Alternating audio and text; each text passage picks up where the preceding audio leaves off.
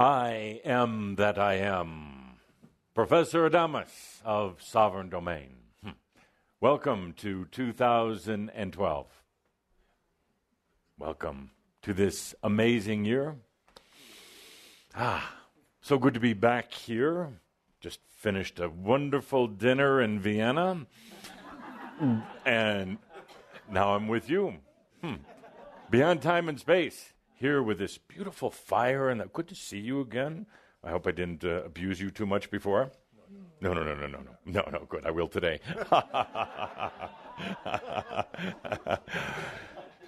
Good to have a fire in the fireplace. Hello, all of you online. I'd like to welcome you to this gathering. Just bring your energies in a little closer. Now from over here, a shot of the fireplace. See, this is what we have in Coal Creek Canyon, Colorado. Hello, Crash. So, dear Chamber, we're in 2012. Much anticipated, talked about. That in itself created a lot of energy. What if nobody had ever found these Mayan calendars, knew what to do with them? What if nobody had ever written about them? What would this year be about? Another year? Possibly. It is a year of very intense energies. And as a matter of fact, right now as we get our meeting kicked off, I want to pull in a guest today, not a typical guest, not an angelic being or one who's been in human form. But I want to pull in potentials. Potentials. That's really what this year is about. I know some of you have a little bit of anxiety. Just in the breathing. I have to have Andre breathe with you in just a moment. Potentials, grand potentials, crappy potentials. Which one are you going to pick? Big potentials, energized, magnificent potentials, catastrophic potentials. Which one are you going to pick? Which one are you going to pick? That's a really good question. But let's breathe in right now. Breathe in those potentials. They're yours. They're your guests. They're going to be around all year long.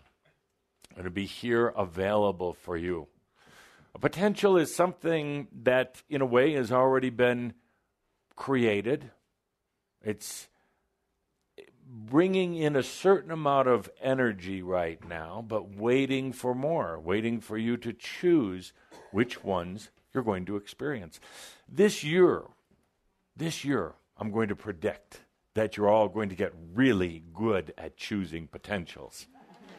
You've struggled with it in the past. A lot of you have hidden from them these beautiful bubbles of what could happen in your life, or you've allowed others to choose them for you, or pretended that you were short of potentials, you didn't have as much potentials as somebody else. But this year, I do know that you're going to get good at choosing potentials. There's this beautiful snow out here. So have potential to go skiing home instead of driving. Many of you have struggled with potentials. You've really made it challenging. You've tried to over-define them, tried to get too mental about them. If anything, if you're ever wondering about potentials, instead of trying to define it as words or a statement, just feel into it. Does it feel good? Does it not feel good? Does it feel like a challenge and a struggle? Or does it feel like something that's joyful and easy? A potential isn't necessarily something like getting rich or getting healthier. Those tend to get more limited, like what we talked about last month. The human needs, not necessarily those combined needs of the soul and the human. The thing that we talked about in our last gathering about being real life designers, connecting with and understanding what truly is your soul desire. Not a soul that exists someplace a long way away, but your soul desire right here. I do believe you'll really get to understanding potentials, and I would like those of you who get that aha, get that knowingness, then to work with others. Write the books, do the workshops, whatever. Work with others. Do a radio show on the internet about potentials. Because I think that's going to be one of the main things for Shambra this year. Let me give you a bit of a hint again about the energies this year. More energy available than ever before. Ever before. And as I talked about in my recent deliverance, these energies are coming in from a variety of different sources. They're coming from Earth itself. As some of the energies that have been stuck in Earth, Gaia, for a long time are being released. It always amazes me that people bury other people in the ground. I never did quite understand that. From an energetic standpoint, first of all, from a pollution standpoint, a real estate standpoint, but from an energetic standpoint, let's say that, David, if you don't mind me picking on you because you have quite a few years to go, let's say that you crossed over tomorrow, which you're not going to. This is not breathing into the creed. You have many years to go. Let's say that you crossed over tomorrow and they placed your bones in the ground. There is an energy that stays there, that doesn't go along with you. I guess for those who are preparing to come back right away, that might be a good thing. They think they can reconnect with their old dead bones. They don't, because that's not really your next incarnation's energy anyway. As I talked about before, you're not your past lives. It's like a cousin. But let's say that your bones are in the ground. There's a part of your energy. So when you get to the other side, it's not all with you. You're still connected. You still have an anchor point into Earth. Well, yeah, you're on the other side. You're doing whatever you do. You're doing past life reviews, which are kind of boring. You're going to the new Earth, which is phenomenal. Part of you is still not there. I've always preferred the cremation or burial by fire. Why?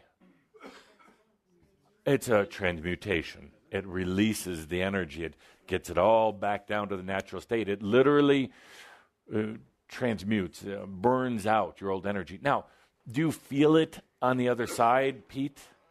Let's say you've gone to the other side. Now they're about to put your old dead body into that fireplace. Into that one, yeah. Into the fireplace. And do you feel it on the other side? No. Yes, you do. Yes. Yes. You're over there on the other side. Let's say it's 3-4 days after you passed away. Maybe a week. My preference, a week. Why? Thank you. Why? A week after you leave the physical body. Why? Finish business. Finish business?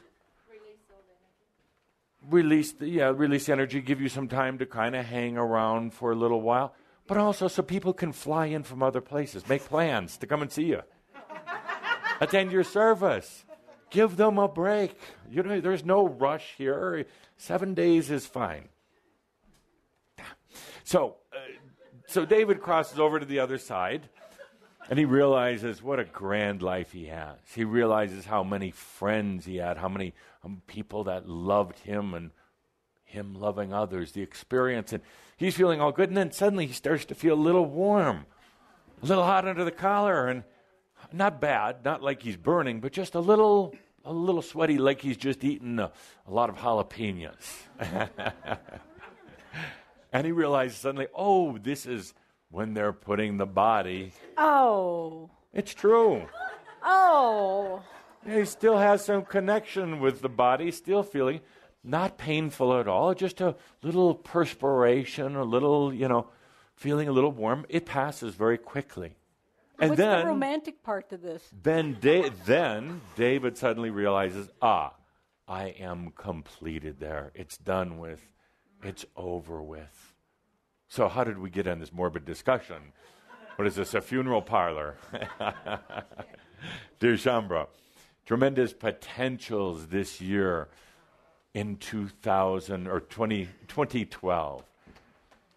You're going to learn how to really feel into and use potentials, choose them, and watch then how they manifest.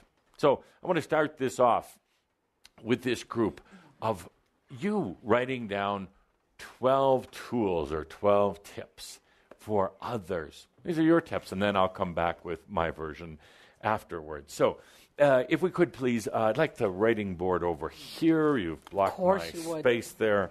I'll move this chair. What else can we move for you? That's fine. But before we do that, thank you, David. You certainly will not pass right away. This is good. This is good, yes. Yes. Good. So before we do that, let's go back to this concept of tremendous energies coming from Earth itself. A lot of the old energies of the old bones being released, that's coming up. Energies coming in from the other realms, from comets, from this planet X, from everywhere. Solar flares and all of these things, they're all coming in. Why? Because you've called for it. Your consciousness has said, I want to go to the next step. Earth, humanity has called for it, said, we're really ready for a change. It's a pent-up consciousness that's been desiring it, wanting it for a long time. And typical often of human behavior, humans think, I want this, but then things like doubt or fear or just distraction come in, and then it kind of goes away. And then they say, no, we really, really want this. Well, you can feel that on this planet right now. What I would call an elegant frustration, a beautiful frustration. Humans are frustrated with a lot of the old ways. And they're wanting something different. So the beauty in that, it is attracting the energies. And they're coming in, and it's going to be amazing. And with that are your potentials.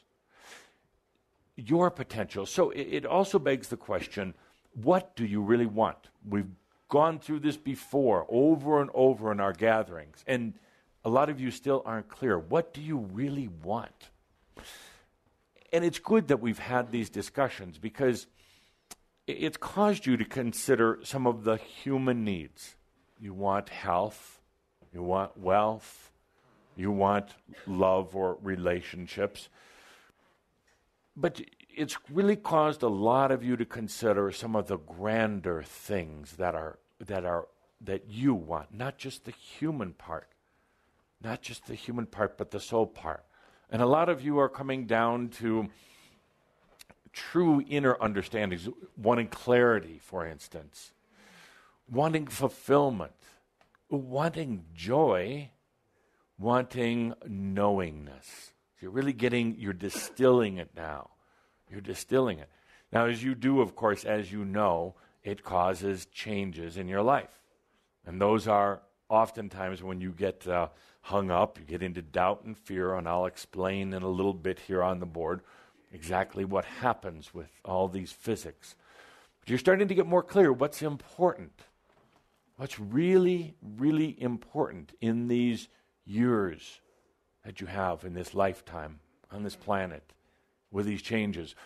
I'm delighted to see that so many of you are getting away from fate and destiny. It's important to get past that. There is none. There is none unless you buy into it. And then there's a lot of it. There's a lot of influences that come in, but you're truly getting beyond it. So as we come into this year with its tremendous energies, I heard some of you talking about it before, just things that are popping up even this week. Let's do some breathing with Andra to really balance those energies. And when we do here, bring them in deep. Don't be afraid of them. Don't hold them outside of you. Bring them in deep. Without doubt or fear, without concern that you're going to misuse them, but really bring them in deep. Let's start this off with some true energy acceptance, integration with the breath. So, Andra.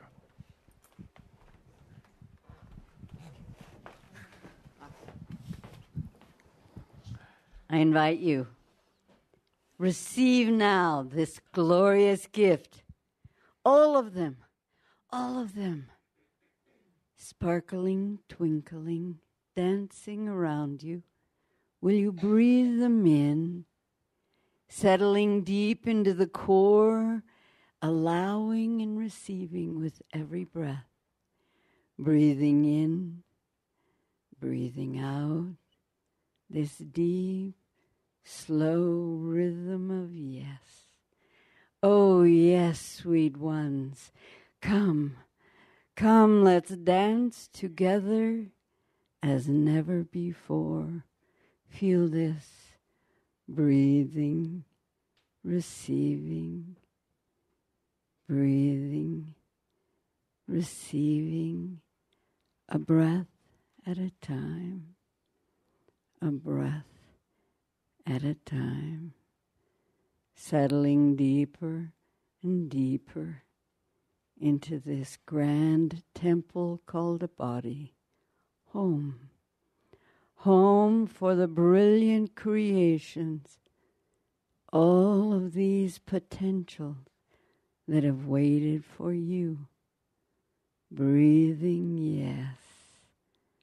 Oh, yes. So willing for you to come, each precious one.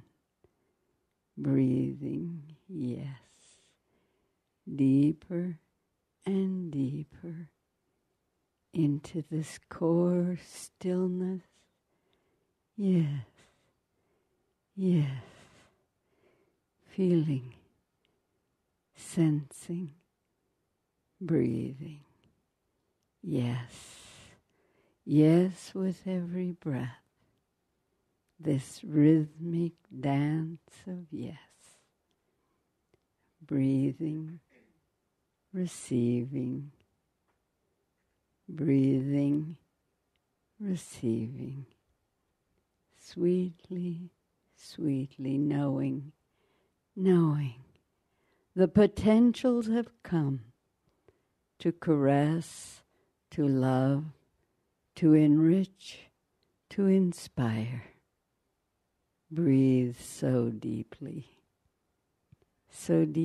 for you. Yes, yes, sweetly, sweetly celebrating for you. Yes, breath at a time, breath at a time, deep, deep. Much room, much space, much willing to receive. Yes, for the joy of being the grand creator. Yes, so willing. Yes, breath at a time, breath at a time. Yes, you have lots of room, lots of space to compact them, put them away, knowing feather upon feather takes no space, just the willing to allow. Allow, yes. Allow, willingness to receive, breath at a time. Feel that gentle rhythm, breath at a time.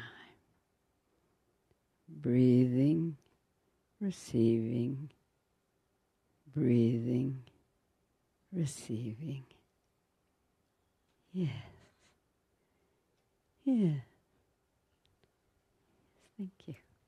Thank you. Just hold on for just a minute, Andra. So I heard Calder talking before about getting voices in his head. Doesn't mean that they're living in there, but these are little impressions. So a lot of very profound energies, powerful energies this year coming in. And they can throw you way off balance, or they can enhance what you're choosing. So I'm going to ask if, with Andra's permission, with your permission, that you bring her into your head. you embed that little reminder, the reminder to breathe. Now, that doesn't mean she's living inside your brain. It means you're just taking a little energetic recording. She has other places to be, but an energetic recording. So as the year progresses, things happen, and they get dramatic, related to other people, or even world events. That little voice that says, breathe. Breathe, yeah. And so let's do this as a little recording. You can release it anytime you want, but a little embedded reminder. So we'll take a little snapshot of that.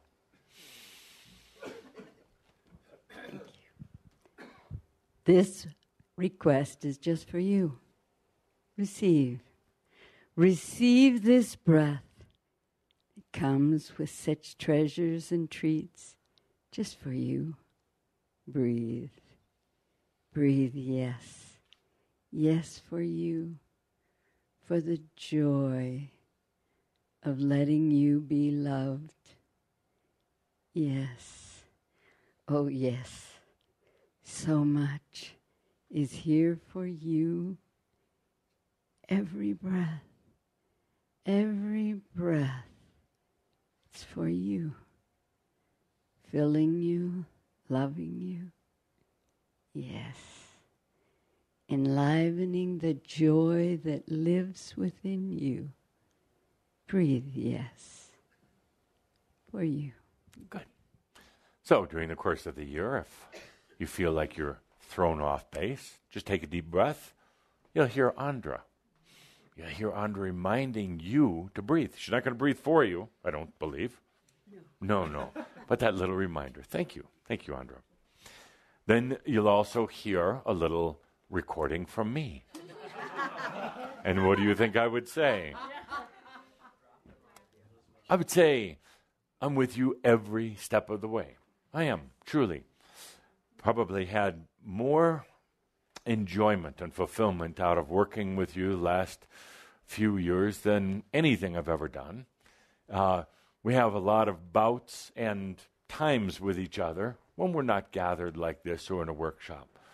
But, my dear friends, you're not alone in this. You have to go through the experience. You have to make the choices. But I'm with you. Sometimes taking a deep breath with you. Sometimes offering you encouragement and support. Sometimes laughing. A lot of times laughing, actually. So, let's get into this. Let's have you develop the list. And my dear Linda, would you write at the board, David, with the microphone, 12 tools or tips. And we'll publish this. Gene will. We'll publish this. Put it out there on your devices, your internet devices. See how far it goes. See how far it gets spread around. And this won't have my name plastered all over it, but rather yours. So, tips. What would you tell others? Family, friends, anybody? Somebody comes to you looking for help this year. Let's keep it distilled. Don't give me a long essay. It has to be something that we can write. I don't think we are going to need more than 2.5 pages. So, where do we begin?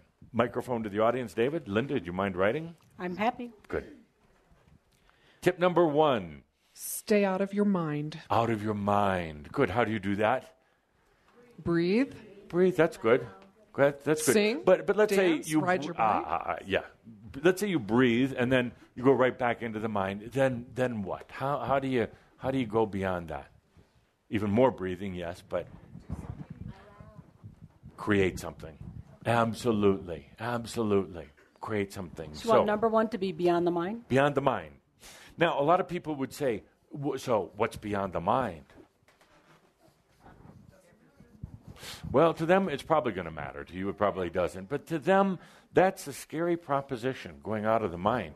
That is what humans consider the highest form of intelligence. They consider that higher than anything else, put on a pedestal, put on an altar, the mind. And to give that up, many think that they're opening themselves to being taken over by other entities or really disintegrating. falling out of existence. So what would you tell them? What's beyond the mind? Yes? Connect with soul. Connect with soul. Where is my soul, they would say. Not in the mind? Yeah, Just a not wild in guess. the mind. Yeah. Good. Now, and again, we're not just talking about Chamber here. We're talking about our list for going out to others.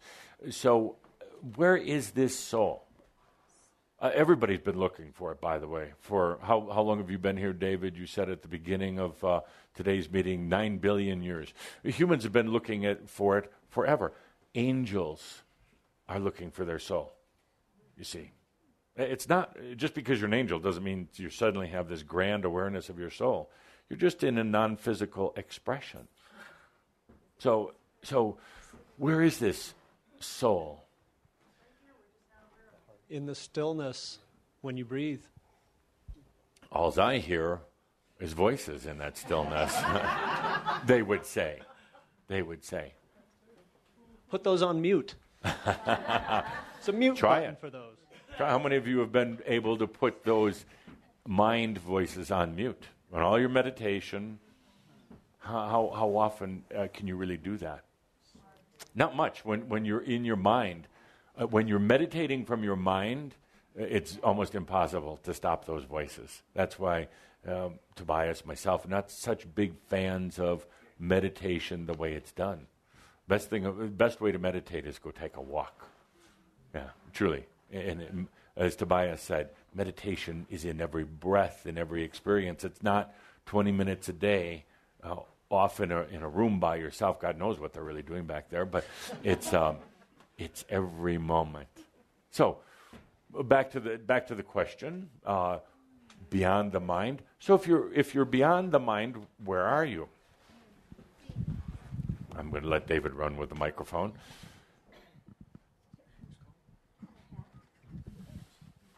Trust your feelings. Oh, trust your wisdom. I know. Next. I'm playing the part of I should trust my feelings. My feelings, they get me in trouble. I've been working on not feeling. My family keeps saying, you're so emotional. Stop feeling. That's why I'm in my brain. Trust. I cry about everything. Don't make me mad here.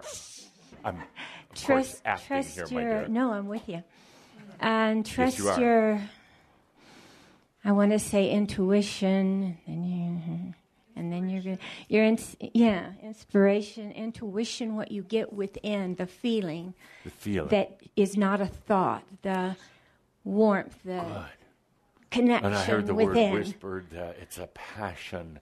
It's the feeling. Yes. Yeah, yes. that's it. But and the point here is that Which one? the words are difficult, and you say go beyond the mind, which I think belongs up here.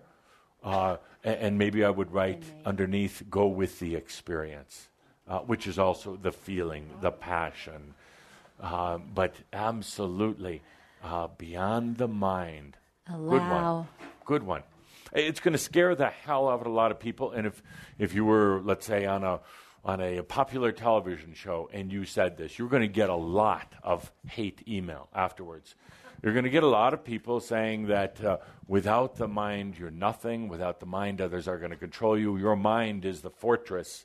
Your mind is what makes you, makes your personality. But that's a good point, because actually, you're actually going beyond the identity. And if talking to others and you help them to understand that there is a grander identity of themselves. It includes the mind. It includes the body. It includes every part of them. But there's something amazing out there. And it does take the breath and trust and some experience to go beyond that. And I'm glad to see that this came up, because one of the biggest challenges that many of you have had, you're doing it now. You're going beyond, but it has been difficult. You try to do it from within the mind, you never will be able to. You can't think your way into ascension.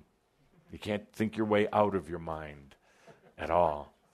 So it comes down to really then understanding the difference between your thought and a feeling, a mental activity and your true passion. It comes down to the difference between having to make logic of things versus just feeling and experiencing those things.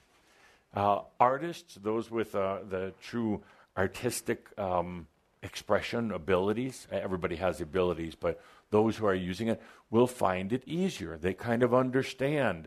Let's say you're painting something. You're not really thinking about it. You're experiencing the feelings with it. Now, part of your mind is functioning, picking the different colors and having to manipulate or not manipulate, but manage your brushes and the lighting in the room and everything else. But suddenly you get into a flow and into a feeling. That is going to be so important this year because it's going to have its bumps, its ups and downs, its shakeouts and everything else. And there's going to be a tendency to get into the mind about it, to overthink it. That's where you take that deep breath. You hear Andra now firmly implanted in your mind. By the way, you can push the button and eject her at any point. It's not stuck in there. That's where you hear that voice say, in a loving, very Kuan Yin-ish kind of way, take a deep breath. The experience. The feeling. Good. So I've felt a few people here concerned, oh my God, now I've got this other entity in me and Andra, and just when I was like discovering myself, as Sartre would say, oh crap, I got another one in there. No. This is just a mild, energetic imprint that you can release anytime you want. So, good one. Next on the list. Next on the list, I will say, forget about all the rules, forget about everything you think it's good and bad, and just make up your own. Good. If you really think that at the end of the year, in December, the world's going to end, then let's make of this a hell of a year. Yeah. If it's going to end, let it end in style. Exactly. If it's the last one, when let's party, enjoy, celebrate, and nothing matters anyway, right? Party every night. Exactly. Just follow your passion, enjoy, and live. I mean, if it's actually going to end as they believe, well, then, let's make the most of it. So rules. Now, that means that just rules for right now. That means when you leave here, you can hop in your car after you've had a couple glasses of wine and drive like a bat out of hell down the icy, snowy mountain road, and the rule's not yours, correct? That's not what I mean, though. That's not what you mean, though. So there's a disclaimer here. There's some splaining need to be done. So, absolutely. And this is an excellent point also, because when we've talked about rules, the rules are not yours. Certainly, there are so many times when Shambra misunderstands, and they think that's about everybody else. A lot of the rules, a lot of the laws are agreements between humans to create some semblance of balance. So those aren't necessarily bad. When I talk about rules, I'm talking about the rules you have for yourself. You have a lot more laws on the book, in your book of life, than there are laws in the state governments or federal governments or cities. A lot more. Rules about what you should and shouldn't do, how to dress, how to act, how to be, the good, the bad, all of these rules. So the question becomes, and I absolutely agree this should be on the list, rules. The question becomes, what rules?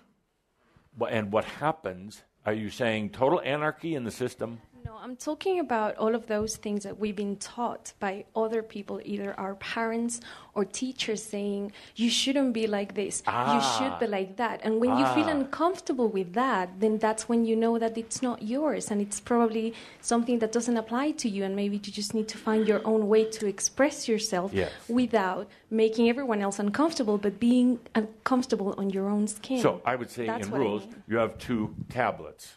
Stone tablets. One is the rules that have been impressed onto you, impregnated into you, or embedded into you by others, your parents, teachers, news media, the religious and spiritual leaders. Have-tos. Yes, the have-tos. And the other side of the tablet are your rules that you've had for yourself. Sometimes these are in absolute conflict, but yet you still seem to coexist. Sometimes there's not. So this is wonderful. A good thing would be to, first of all, what's yours, what's not in the rules. What's coming from someplace else?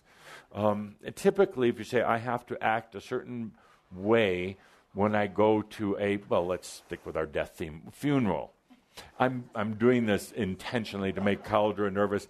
He saw something on the internet. I don't know why he goes to these places, but that said that Crimson Circle was a death cult. Whoa. Whoa. So, yes, that's what we teach every time. How to die with grace, absolutely. And dignity, not the old human way. How to live before you die, actually. Yes, the cult of living before death. So, staying with our analogy on the rules, what's yours and what's not? Take a look at that. Many of the things that are in there aren't really yours. So, are you ready to release them? Then take a look at your own rules. When approximately, you feel into it, when approximately did you create that rule? Does it serve you anymore? Doesn't mean you have to have anarchy. You could if you wanted. But it means that releasing of the energy behind the rules, expanding yourself, getting back into life. Good. Letting go of the limits. Letting go of the limits, absolutely. Are you doing that? I'm trying. You're trying, yes. Yes. Definitely, I'm you trying. You have to hold that straight. You have to sit straight now. Yes, and you have to stand up. And So, good one. Excellent. Thank you. Appreciate your input. Next on the list. And remember, we only get 12 today. That's the rule. That's the rule. So we want to make these. What are you telling the world about 2012? What are Trust yourself. Tips or tools? Trust yourself. Okay. And then you can integrate your experience into your wisdom. Yes. And let's put that on there. Trust. That's a big one, Edith. That's a big one. And let me start dissecting it. Do you trust yourself? She'll need the microphone for a long time. We're going to have a conversation back and forth. Back and forth. Edith, do you trust yourself? Yes. Yes. Implicitly, 100%? Yes. Really? Yes. Good. Excellent. Thank you. Thank you for that answer, actually. Because it's like Kathumi says, you say, yes, I am enlightened, and then that literally starts happening. So, what would you tell people who don't trust themselves? Doubt can cause you pain. Doubt can cause you pain. I'm going to talk about doubt later. Can make you poor, hungry, stupid. Well, they already know all this.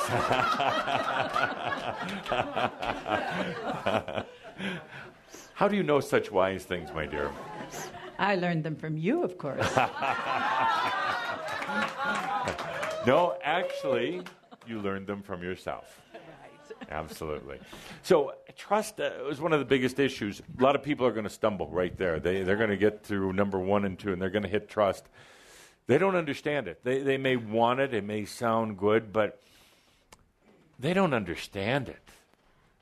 What it's really like to trust yourself. And there are so many things occurring to bring you out of trust. It's almost like everything they've created this reality out there that is all about mistrust. It's been done through choice, belief systems, the way they attract energy. So now they've created their world of mistrust. They're living within it. So everything now tells them that there's mistrust, especially with themselves. It's a very difficult one because energy is quite literal to consciousness. And when there is the mistrust, it creates more mistrust. And now you live in a world of mistrust. how does one get out of that? How does one truly get back into trusting themselves when everything that is happening to them, suddenly they walk away from a great conversation with you about trust, they walk out the door, slip on the ice, and break their leg. What do you think is going to happen? Well, we're going to go back to mistrusting. That was a bunch of crap, as Sartre would say. Yeah. We'll need to have you cue you to when to say that at the right point. How many of you have had similar experiences? You've been to a workshop or a gathering of some sort, or you've just read an inspiring book or had something inspiring in your life, and literally the next moment, the phone rings and it's bad news. Or you slip and fall, or whatever it might be. And what happens? You go back to the thinking, and you get back to mistrusting.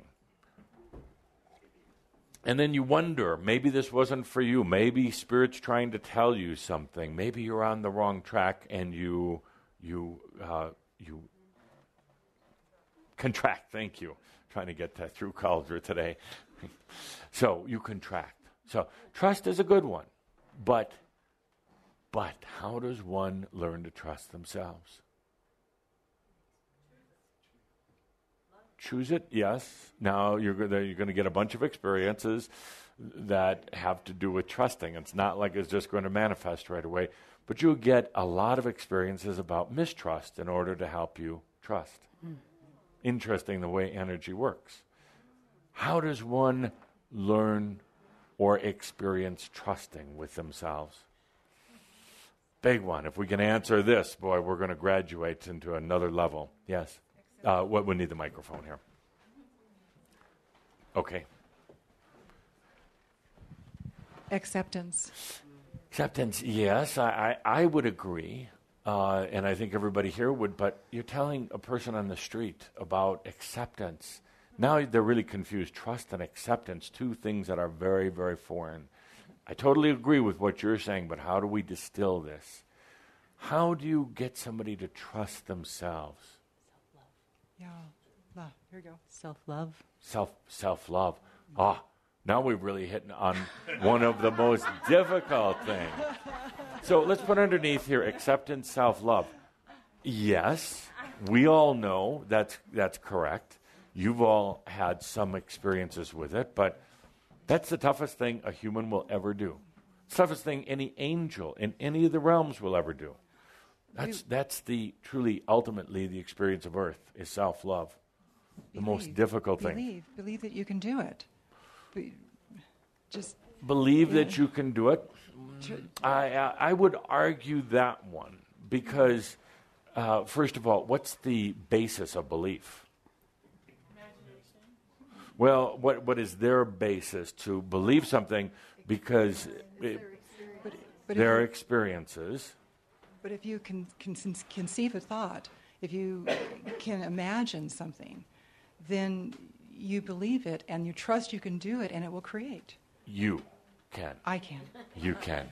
I can. So this is the dilemma. Well, how do you relate this to other people? Because you're asking them to trust, which is a difficult thing to do. But they do to an extent, but trust is like, trust is trusting the small, limited tube that they live within. When there's a lot of things outside of that. Trust is actually contraction. Because people, they in a way, they contract themselves. They create a very limited and what they would think is mostly safe environment, and they don't step out of that. They live in a small room within a big mansion, and they don't know the rest of it exists.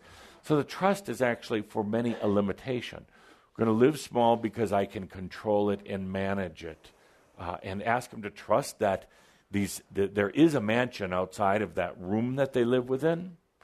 Trust that these other rooms in the mansion, if that mansion is really there, are not filled with alligators and tigers and warlocks.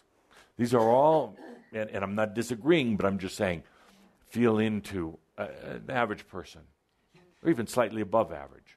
This feels like a lot of conversations you and I have a lot of times. Oh, it is. I know. It is. I can't write fast enough sometimes yes. what we talk about.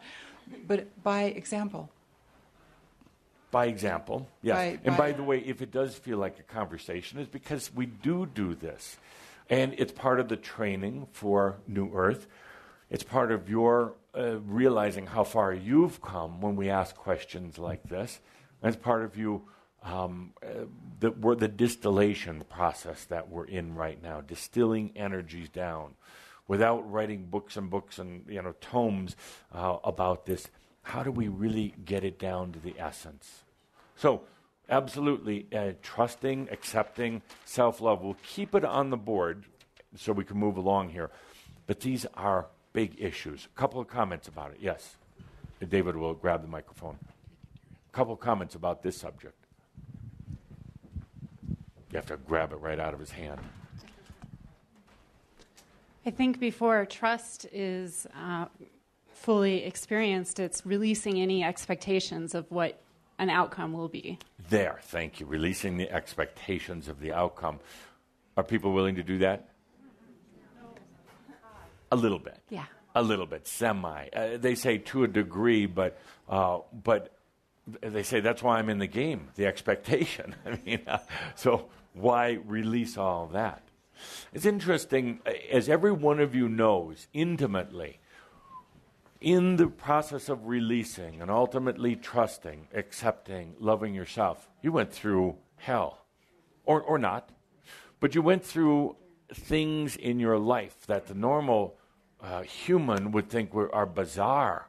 You went through experiences, whether it was losing your job or relationship, having something affect your health, or whatever it happened to be. Not your typical type of what you would call a positive human experience. But ultimately, you realized that was necessary. That needed to go.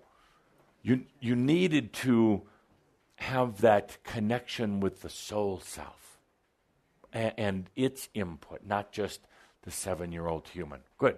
A couple more. We got 4 in the board. We only have 2.5 sheets of paper to write on, so we have to keep these short. I can write diddler. Yes. Next. I said this quite a while ago, but I just told the average person on the street, it's going to be okay. Yes. Tools. It's going to be okay. Does that work? I found it works. Yes. Because they're not going to want to hear any of that stuff, although we get it. Yes. But the average person that's freaking out, just found out they have terminal cancer, lost their job, it's going to be okay.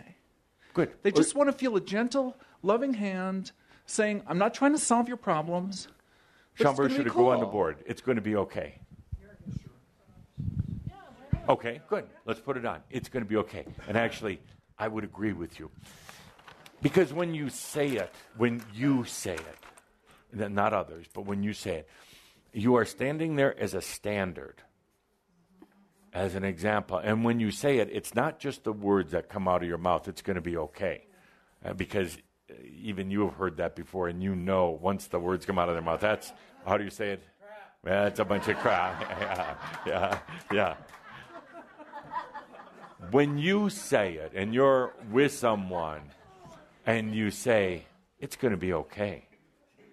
There's an energy, there's a look in the eyes, there's a confidence, because you've been through it, and you know you can come through it and still be intact. Yes, you still got some issues, but you're getting that confidence. It's going to be okay. Why? Because I chose it. Why? Because the energies are supporting me. Why? Because I'm a grand creator. I am that I am. It's going to be okay. And there comes a point, back to our death subject, you don't even care if you die. It's going to be okay. It's just an experience. And suddenly, actually, and I joke about the death thing, because once you can joke about it, laugh about it, suddenly it's not that demon that's on your shoulder every day. Suddenly death goes away because you've chosen to live. So we can joke about it, but it's going to be okay. I would say that is the voice of confidence and spirit. Now, they're going to want an explanation, and they're going to say, now, does that mean that I'm going to be able to pay all my bills? Question. I'm playing the typical human. So does that mean all my bills, I'll be able to pay them? No, absolutely not. It doesn't matter, though. Why? Go file for bankruptcy. It doesn't matter. When you start focusing on those things, and you get the immediate response, typical human response, you say it's going to be okay. You're looking into their soul and saying, it's going to be okay. The soul lives forever. The soul is having a grand experience. And bills, doesn't matter. It's going to be okay. Maybe you pay them, maybe you don't. Maybe you have find a new relationship, maybe you don't. It's going to be okay. You learn to love yourself. You're going to realize you don't really need the money. You have all the energy you need. It's going to be okay. Okay. So, here you are. You tell them it's going to be okay. And they say, am I going to find a new job? And you say, you might. You might not. It's going to be okay. You're going to say vote Democratic.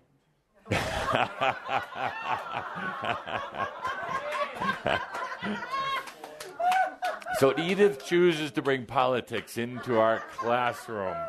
So Better her than me. So, yeah, better than sex. Okay, we're up to 5. Let's go to 6. David, microphone, you got plenty of hands up. Sark's hand's been up a long time. Very active group, very enlightened group. Rupert. Allow change, even choose change.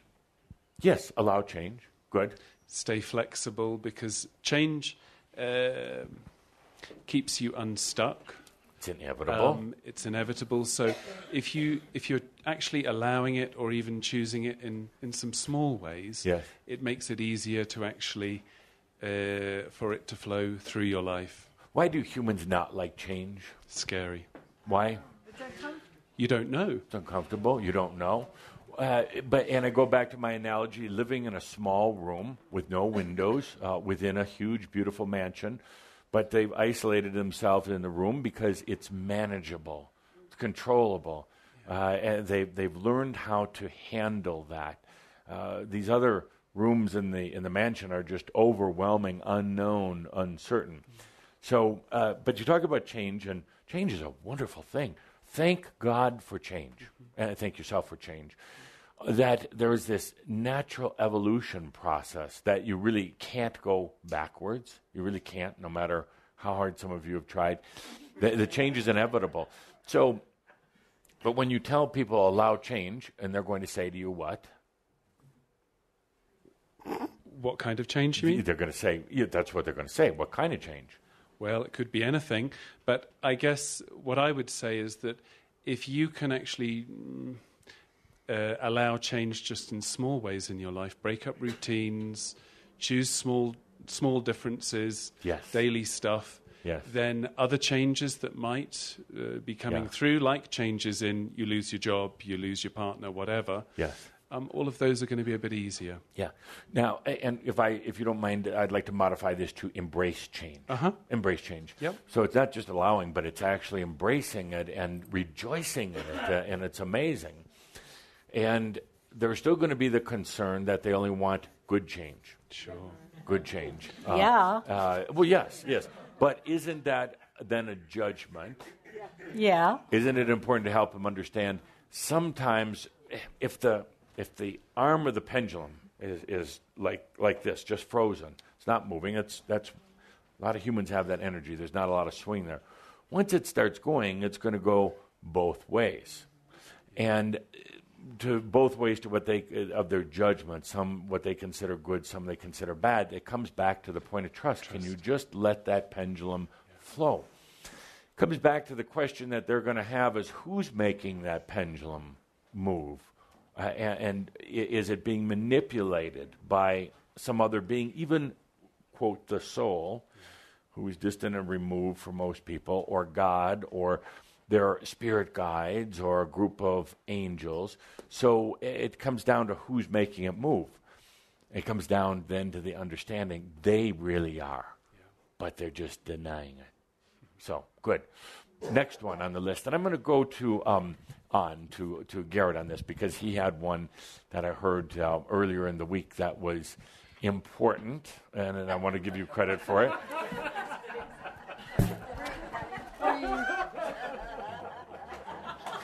So as he's trying to remember what he talked about. But that's not the one I want to talk about. You could talk whatever you want to talk about. Can I have two? Yeah, absolutely. Two. Laugh. That was one of mine. Because you're going to laugh about it in a year. Why not laugh about it now? Absolutely. Absolutely. This indeed is your list, but there's 3 points that I would love to see get on there, and this was the first one, laughing. By the Laughing way, is... kind of handsome couture today, black on black. Go ahead and stand up and let everybody see. Black shirt, black tie. Oh. This is just my costume, just like Shard is wearing a costume. And what do you call this? Costume. So, good. Laughter, so important. And now laughter, we're not so heavy as some of these other things. It's simple. I'd actually start out with laugh. You're going to need it this year. You're going to want it. Why not? Why not? And when you hear some of the crazy things, don't be so sanctimonious and don't be so sacred about it. Laugh about it. There's going to be some crazy things. Laugh about it in your own life or in the world. They're just changes that are occurring. They really are. Yes, sometimes people suffer as a result, but in a weird, wonderful way, they're actually kind of choosing that. It's their experience, what they want, not what you necessarily want, but the ability to laugh. That's what I love about Katsumi. He can make you laugh, get you to cry, get you to feel. That's what Katsumi does, feel. So laughter, that is going to be so important. Next one. Stop worrying about your booger aspects, your nasty ones. The harder ones to integrate are your unfulfilled dreams.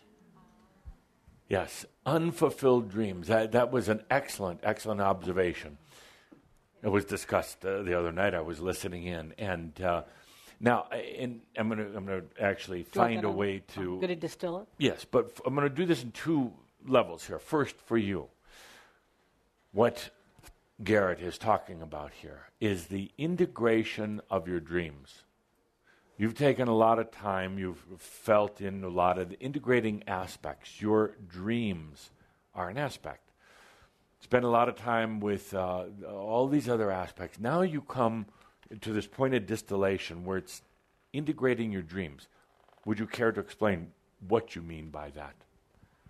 Well, many times we have these fantasies, these dreams, these wanderlusts that help us cope with the seeming crap of our life. Yes. We escape into the dream from our life. Yes.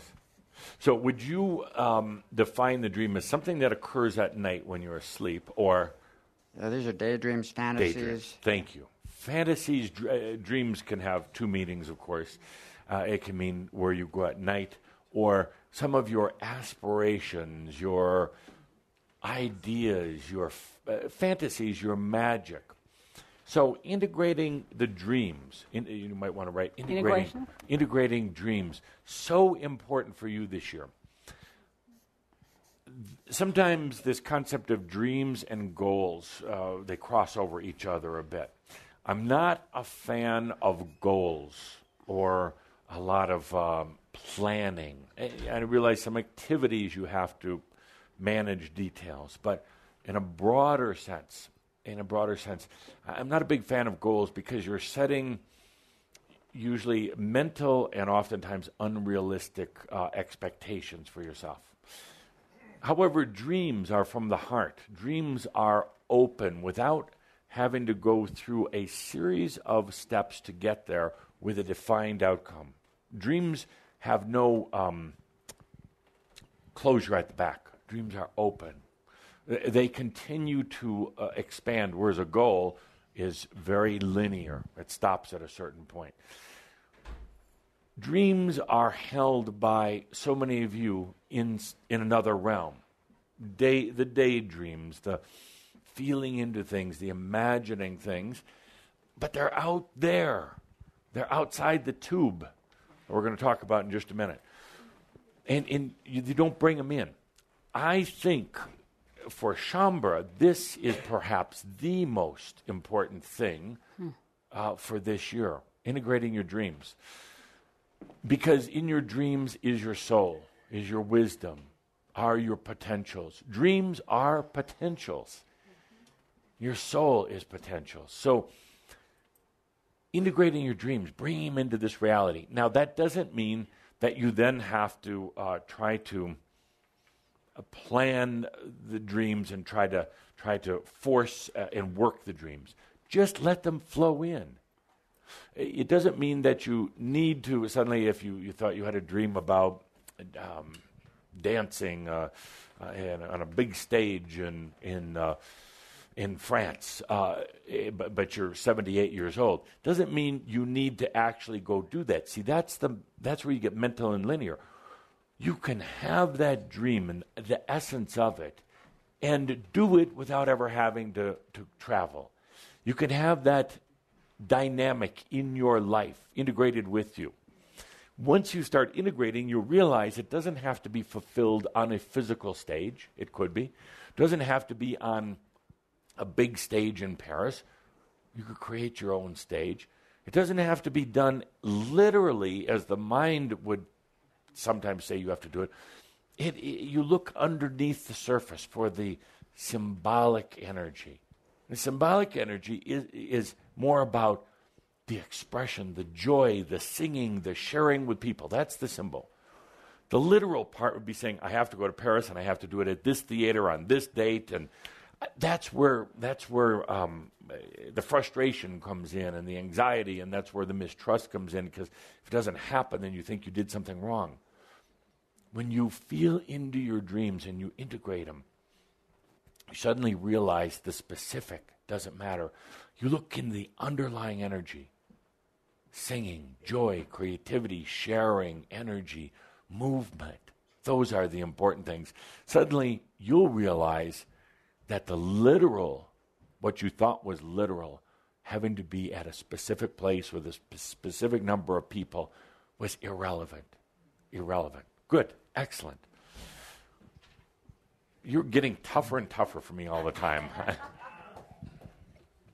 Next, we have 4 to go. And we need to do this quickly because we have to get into... Well, mine's just an offshoot of that, of do only what your heart wants. Yes. Follow your heart. Could we say that? Follow your heart. Let's put that on here. Now, if you've noticed by now, we're getting a lot of these answers that are very compatible, but yet in a way in their own contradiction. You follow your heart, well, you have to have trust to do that. It's difficult to follow your heart if you don't trust. And people will tell you, I tried that once, and it was a disaster. I ended up with this bum. We ended up getting married, and it's the last thing in the world.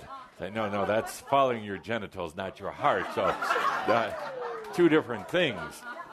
But oftentimes, people follow their heart and then get in trouble. Why? Because I'll tell you, because so many of the other parts of themselves are still on linear mental dimension. You got part of them that's following the heart, but the big part following another path. Those don't always work together. Sooner or later, they, like you, they will learn that it can all be from the heart. And then it's all moving, expanding compatibly, simultaneously. But when a person first starts to follow their heart, and they send off that one ray or that one energy experience into the heart, it can be very difficult at first. And then they retreat back into their little room, say, that didn't work. That's a bunch of crap. Thank you. Sorry, if we're going to do this, you have to be alert. You have to say crap before I even think crap, okay? Yeah. I know where you were. So, dream world. So this is good, great, and these are wonderful. We're making a lot of progress. Good. 3 more, and I'm looking for 2 more things myself. If they're not on the list, I'll bump something else. David's. Oh, Am yes, I up? You're up. Damas Awards for everyone. then we won't need the other 11. So you propose handing out Adamus Awards to every living being on Earth. Every living being. Good, good. I like that. And they're going to go, what's this?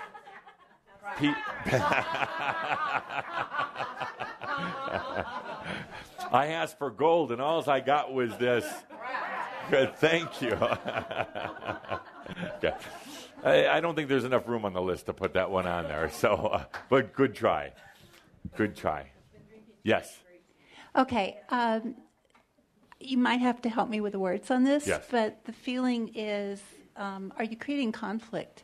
And I'll give an example. Edith's comment about voting Democratic just strengthened the Republican Party. It's like the conflict keeps us fighting each other sure. rather than thinking the bigger picture. We're not expanding. It sure. keeps us contracting. And I will put my words to it if you don't mind. Okay. And maybe we could even create a graphic that looks like a yield sign that says, beware of drama, as one of the points. It's going to be out there like crazy this year. And actually, beware of drama, parentheses, where no drama necessarily existed before. Drama is going to find its way into every blank space. Drama is going to find its way into every moment of boredom. And it's going to try to find its way into every crevice of the mind this year. People are going to be overwhelmed by it, but if you simply tell them, beware of the drama, you don't need to participate. You don't need to be there. And then it's their choice. But remind them that the energies are high. It's like having an electrical fence. You don't need to go and grab it by your hand. You just understand that it is a charged fence. It has some electric going through it. Go through the opening in the gate. Don't grab onto the fence and try to go through that way. Thank you. Good. We have room for 2 more. There's still one that needs to be on the list. We have dreams. We have laughter. There's one more. David? Yes. What's really helped me is to remember to everything and everyone out there, don't take it personal. Don't take it personal. Yes. That's really saved my butt. My gosh, you're pulling away the Holy Grail from people. They want to take it personal. But it ties into drama, indeed. They are going to take it personal, and many of them want to. But yes, and could I either add to that or reshape it and say it's not really about you? Parentheses, don't take it personal, or the other way around. That's let's put that on the list here. 11. It's not personal. It's not about you? It's not personal. Okay. People they're invested into their identity, and actually, in a way, you're taking away something from them. Don't take it personal. Don't take it personal. And then parentheses, it's not about you. So that's going to be a tough one, but the ones who are really looking, ones who are really hurting, are going to listen to it, and they're going to perhaps realize. So, good. One more. I'm looking for one more that belongs on this list. Create. Create? Yeah. For you, yes. Yes. For Shambra, absolutely. For others, they're not going to know what the hell you're talking about. Okay. But it should be on the list, but I have one that I truly want. You have an on agenda. there. I have an agenda, absolutely.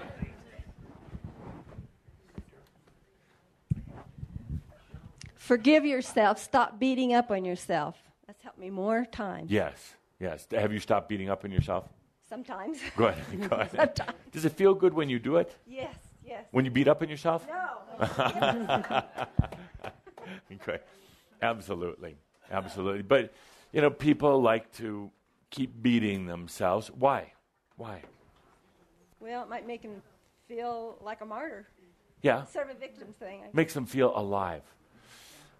And this isn't for the board here, but one of the biggest problems with people is that there's a tendency to feel dead. You get it inside these physical bodies and a physical reality, and you start feeling dead. So they do things to remind them that they're alive. Weird things, like beating themselves. Drama, a lot of drama. Tattooing themselves, yes, yes. Have you done that, Edith? No. But they do things to make themselves feel alive. I'll give you the answer for the next one. Impatient? No. Simple and easy. Simple and easy. Now, and I really mean this for you and anybody else looking at this list. You can do it either way. Difficult, struggling, hard, which many people choose because they're so conditioned to it. It's implanted in here. They automatically equate success with struggle. There's a word phrase that you use, no pain, no gain. And people believe it. They shake their heads, absolutely. What if you could not have no pain in your working out and have a perfectly fit body? Well, that's not possible. No, you have to work hard. Well, you take that same analogy into regular life. So many people feel they have to struggle. They have to do it the difficult way. Particularly for you, Shambra, in this year, there are intense energies. They can be grand, beautiful, wonderful experiences. And you can either do it the easy way, the efficient way, or the hard way. It's not predetermined. It's totally up to you or any other human who would see this list. It doesn't have to be difficult. Some of you, and I'm not looking at anyone, are still doing it the difficult way. And you don't have to, and I'm amazed sometimes. The funny thing is I'm truly not trying to single anybody out. Caldera is worried that I'm looking at somebody in particular. I'm looking at all of you. Sometimes we have these long arguments, private arguments between us. And I say, why don't you just do it the easy way? Well, yeah, but I can't, and they said that, and that's going to... I go, wow, you are really picking the tough way. There's no reason for it. The energies are intense, but they're not bad. They're not angry energies. They're not suffering energies. They're not a big load on your shoulders. I get a kick when I started saying the energies are going to be intense this year. Huge potentials coming in. Some of you are just like, cringing and feeling it energetically on you. They're not. They're wonderful energies. They're amazing energies. And they're very simple. So, you got that on there. So it goes to my point for you this year. First of all, be layered in everything you do. There's a tendency to be linear. You look at things from one perspective. You go along that perspective, a train going along the track. That's all you know is the track. That's all you will have created in your perception of reality is the track that the train's on. And when somebody comes along and says, why don't you take the train off the track? I say, oh my God, you can't do that. That would be disaster. It would crash. Well, no, not really. Because perhaps that train would suddenly transform into an airplane. And then you wouldn't need a track. It could fly. And then suddenly when you thought, well, I have to get off the runway now, well, you transform and it turns into a river or a lake and you're in a boat. And it can happen that fast and that easy. So this year, as these amazing energies are incoming, be multi-layered.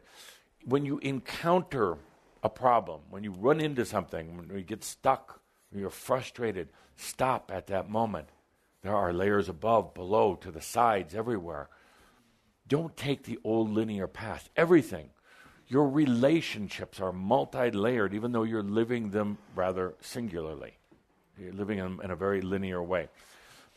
Your body, you say, well, here's my body, this is what it needs to eat, this is how I have to treat it. No. Go into another layer. How do you do that? Well, you take a deep breath. You let yourself expand beyond what you would hold as your reality. Take a deep breath and say, I know there's more out there. I'm going to expand out to it. Therefore, it happens. It does. Everything that happens this year of concern, whether it's in your personal life or whether it's on a global scale, I want you to look beyond the surface. We talked about this on the brilliant radio show the other night with Astor Doc and with dear Linda Visa. And this was a setup, in a way, a good setup, meaning that there's medical issues, and you say, I know somebody that has cancer or diabetes or any of these things, and you say, so what's the medical advice? What should I do? Well, the medicine is part of it because you do want to address that energetic imbalance. But you want to understand what lies below the surface energetically, or above or to the sides. What is the energetic cause of diabetes? Anybody? Loss of love, no sweetness in your life, no love of yourself. It's so simple, so simple. And now you combine that with the medical aspect. Let's say you've gone out of, there is no sweetness in your life. Because you don't love yourself, you're going to reflect that. You're not going to have people that love you. I'm not saying, Edith, that's you, but anybody here can be an example. So suddenly you get diabetes because you're not giving yourself love, therefore you're not creating it to come back to you through other people or yourself. So you have to address the medical, and sometimes right away. Otherwise, you might find yourself on the other side with me. Not so bad, after all, though. We have a good time over there. But you want to address the medical, but you want to address the energy of that as well. The two work together, you see. So you take any problem in your life, back issues. What's the simple, what's the problem with back issue? Caring too much. Thank you, Rupert. Caring too much. Too much responsibility. You're taking it on for others or yourself or your aspects. And what's it doing? Well, now, certainly you're going to want to get some therapy for that. But you want to take a look at the energetic cause. What's causing it? And the energetic causes are, and many of you think, I don't know how to do this. They're simple and easy. They're not real complex. You don't have to be a philosopher or a psychic or anything else to figure it out. They're not real difficult. I said the other night on the show, and it raised a lot of eyebrows. I said, every disease, every illness is an allergy. Everything. If there's anything right now that you have, a disease or an illness, it's an allergy. Now, I know it, and I said this to be provocative. Really, can you believe that from me? Crap. Yeah. But there's a lot of truth in it. An allergy is a resistance to something, pushing away from something, incompatible energies, and it causes a reaction, trying to release it, trying to let it go, trying to sneeze it out or whatever. So every illness really relates to a resistance to something, whether it's other people, whether you're resisting loving yourself, anything. So I really want you this year to take a look at the underlying energetic reasons. Work with each other in your online forums or whatever you have. Because sometimes you're going to get stuck and say, it's too close, I can't figure it out. What's really going on here? But if you have rashes, like a constant rash that just won't go away, what is that? Pardon? Well, it's an irritation, yes. But what from what?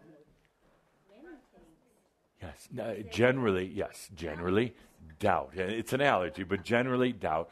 And it's a part of your body that's trying to release old things, and you're basically not allowing it. So it's going to manifest as a big rash. You can go to the doctor, and you can put a cream on it. And it can actually oftentimes get rid of the rash, or the rash might return. But if it gets rid of it, if you haven't addressed the underlying cause, what's going to happen next? It's going to come back as something else, somewhere else. And it could be deeper, could be more serious. It's going to come back as something else. If that energy of doubt wasn't addressed by you, and it's still a nagging issue, it could come back as bad coughing. By the way, throat issues, what are they? Energetically, what's happening? Not speaking out, not expressing yourself, not opening up. You can go through, Shambra, we can make a list of very simple things, not talking about getting, writing, again, huge volumes, but there's some simple, basic things.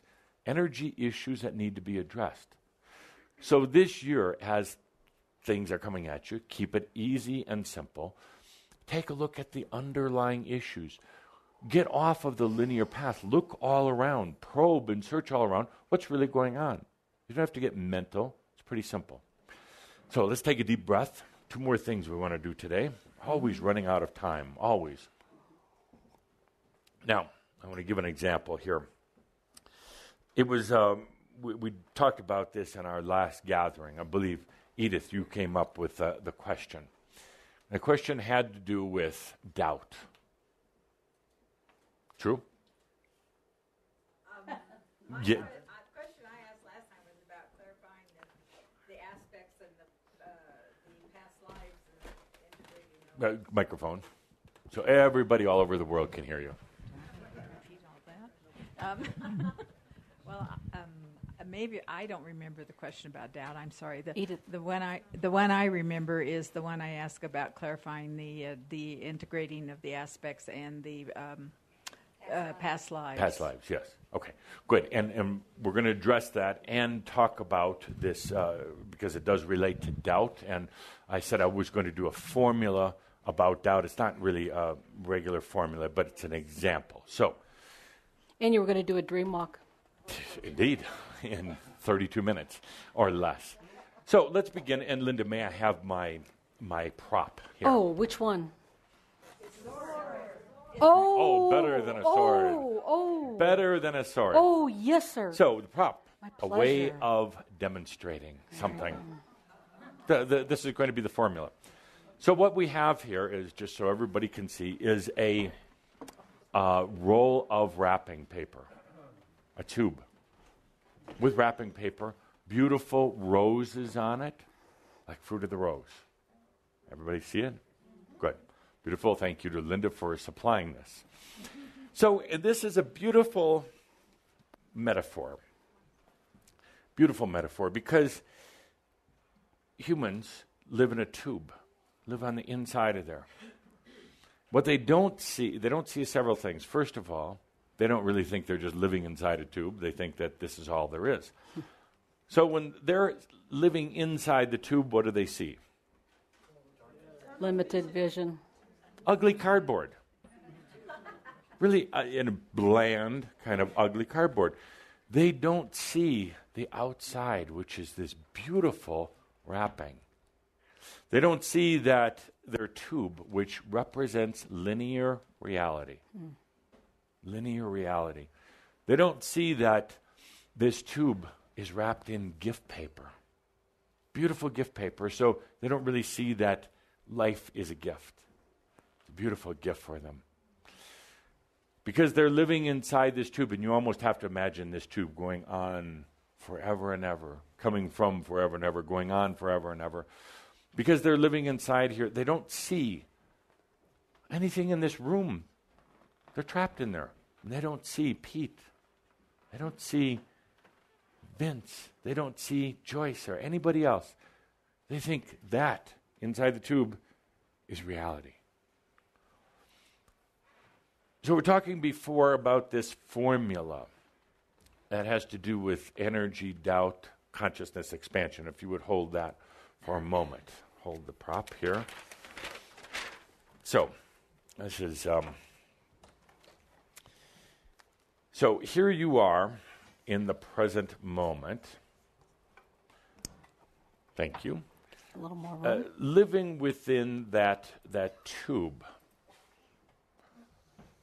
Going into your experience. And the experience that ultimately gives you wisdom. So here you are, and the next part of the equation has to do with choice. You make a choice. We relate this back to our discussion last month of how all this works, how energy is affecting everything. So you make a choice. And let's say the choice is to expand your reality. So now that choice immediately starts drawing in energies from all over to support it. So theoretically, your tube, here you are in your tube, theoretically in your tube, it should start now expanding, growing bigger, and ultimately dissolving. The whole tube dissolves away. So starting here and then just getting bigger and bigger, because you've made, let's say, the choice to expand your consciousness and awareness.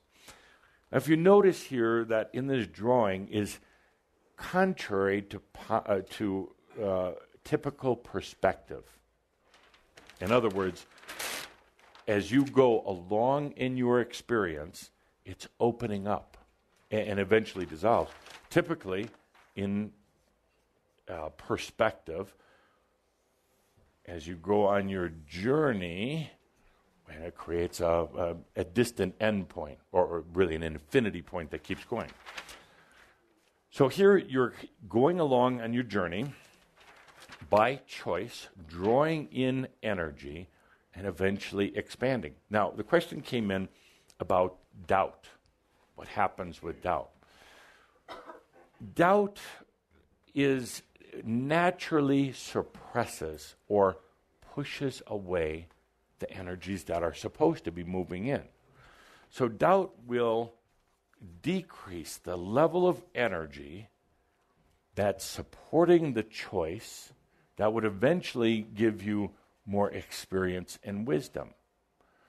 So it's basically like the formula would be present moment plus choice equals expansion, but when you put equals energy and then expansion. But when doubt comes in, it has a way of taking the energy out of the equation or suppressing it to the point that you're never really going to have that expansion, or the expansion just goes along in this linear tube, and you're not really expanding, you just continue traveling along here. So, dear friends, the point is, doubt has a significant influence on the energies that are coming in. The doubt comes from you. It doesn't come from anywhere else. So in this year also, take a deep breath and take a look at your doubt. Take a look at what it's doing with the energies, how it's keeping you in a tube, a linear tube. When you release the doubt, you're going to attract a lot more energy. Energy that is simpler, easier, more efficient. Doubt will actually, I forgot one important point in here. In this whole analogy, this tube, I have to get a new sheet here. In this whole analogy, the tube that you have is existing within time and space. So time and space make this tube the reality. And it keeps it held in there, keeps you held in there. So as you attract more and more energies with less and less doubt, it will start blowing away the whole concept of time and space. Time and space are brilliant creations up to a point. There comes a point when you get off of them. You, as I said before, you start looking into the layers and levels, and suddenly you're not using time and space as the measurement devices and as the devices that hold you into this reality. You start expanding out of them. Doubt will put time and space, the time and space equation, back into your reality. Doubt gets you right back into time and space. And we'll continue our discussion in our next gathering about time and space how they serve you, and also why it really doesn't serve you anymore. Time and space are going to be, it sounds romantic to get beyond them. It's actually a little bit frightening. It's a matter of fact, can be terrifying to go beyond time and space, because suddenly your tube, that's when you hold up the tube, suddenly the tube doesn't exist anymore. Or the tube no longer has the characteristics that you've always thought it has from looking within. Suddenly, it's expanding. Suddenly, it's not on a linear path. It's flowing in a lot of different ways. Suddenly, you're not bound to or contracted into this reality like you were before. It's one of the things that the Ascended Masters had a particular difficult time with, no pun intended, but they had difficulty with this whole concept of going beyond time and space. So you want more consciousness, you want more energy, and all the rest of these things, but they are not going to fit into this tube. This tube is defined by time and space and a certain energy equation. We're going to go beyond that, and please save this. This is we'll continue to use Oh, I this. should save my tube of paper? Okay. Absolutely. It's a gift. It's gift wrapping. It's gift wrapping. So we'll continue to go beyond, but I do want to do, in our first session in 2012, I do want to do a dream walk. So let's take a deep breath as we transition from one subject. David, we're done with this, if you would be so kind. Let's take a deep breath. We started our gathering out with some breathing with Andra. Thank you. You're welcome. Really bringing those energies in. I would just say grounding them, but really bringing them into this reality. We're going to talk right now also about connecting with this thing you've called your soul, which I say is your potentials and your wisdom. Bringing it into this reality, inviting it into your life, no matter how much crap is in your life. Your soul, your potentials, your wisdom doesn't really look at it as crap. Sorry, you're probably going to need to sit up here from now on. Then I can kick you or prompt you. This is the year, the high potential opportunity to really invite your wisdom and your potentials, also known as your soul, into your reality. In order to do so, it's about going beyond the mind, trusting yourself, going beyond the mind as it would try to define the soul, because the old definition you can definitely throw out the window. It is about trusting yourself that there is something beyond the mind, that there is this part of you that's really aching to be here, wanting to be here with you. So let's do a different kind of dream walk today.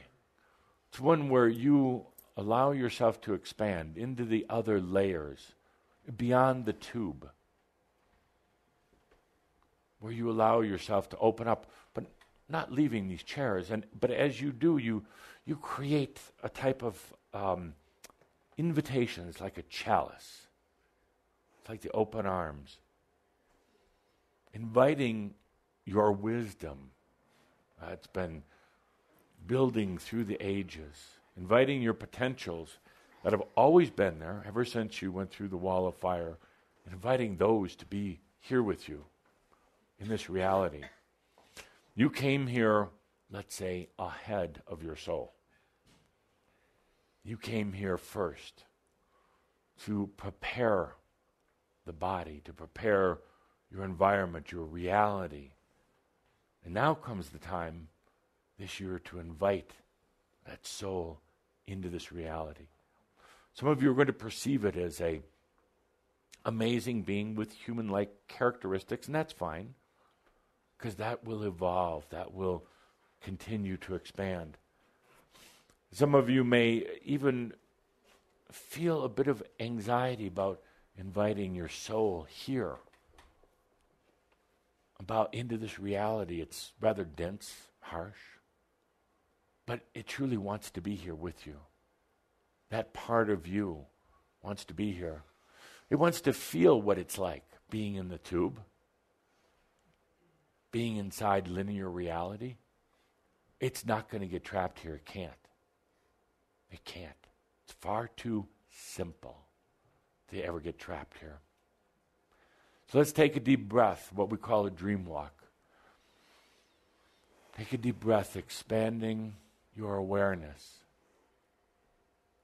creating an invitation to your soul, to your wisdom, to your potentials to be here. Oftentimes, the highest potentials haven't even been invited in. Oftentimes, you've held your highest potentials like you would hold the best cards in your hand, waiting for the right time. But now is that right time. Let's take a deep breath. The invitation to your soul to be here. Without expectation, by the way. Without expectation. Without expecting that the soul is going to come in and instantly make you intelligent or smart or younger or richer. That soul just wants to be here with you. That in itself, my dear friends, that in itself creates a whole new path, helps you expand outside of the tube. Let's take a deep breath as we begin this year. Play a little background music. And now it's just between you and your soul self. An invitation for your soul to be here, to listen to this music with you.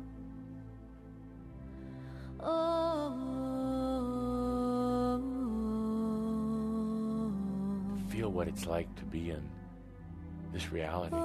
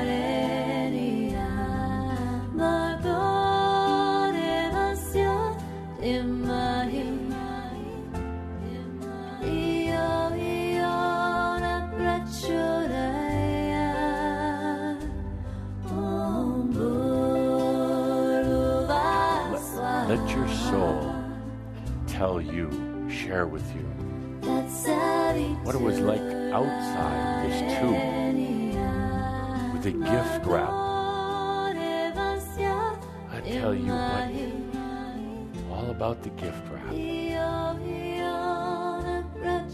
about the reality outside of that tube.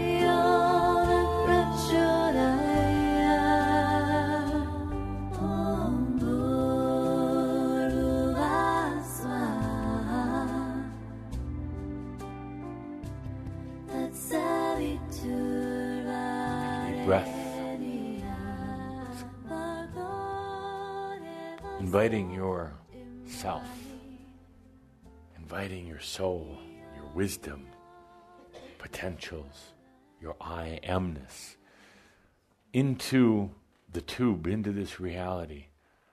It's perhaps the greatest gift you could have ever given yourself. Take a deep breath. I know some of you are saying, but I didn't feel a thing. You'll get past that. You'll definitely feel something. You made a choice. It doesn't mean it's going to happen right now or all right now, but you started a process. Greatest gift you could have given yourself, inviting you to be here.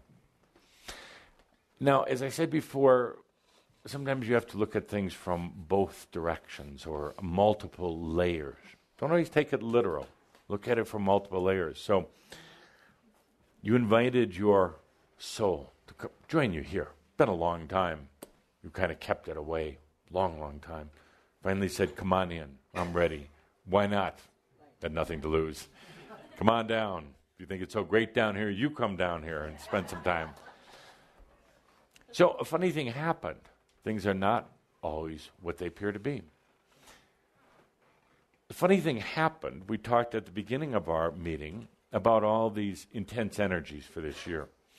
Talked about what you would tell other humans, what would you tell a human being about this year? We made up a list with all these different items on which we'll publish indeed. Imagine just for a moment that you are the soul. You were outside, now giving advice to the human in the tube, that you gave all these for yourself. You're the divinity, giving it to that human aspect. Have you scratching your heads for a little bit? What if it wasn't the human sitting here inviting the divine in? What if it was just the other way around? What if it wasn't the human sitting here making the list, but those were from the divine? Key point for this year: nothing is going to be normal. Nothing is going to be regular. Nothing is going to have the same outcome as what it did before. Expect the grandeur, my dear friends, and throughout the whole time, remember that all is well in all of creation. Therefore, I am, Adamus, in service to you. Thank you. Thank you. Thank you.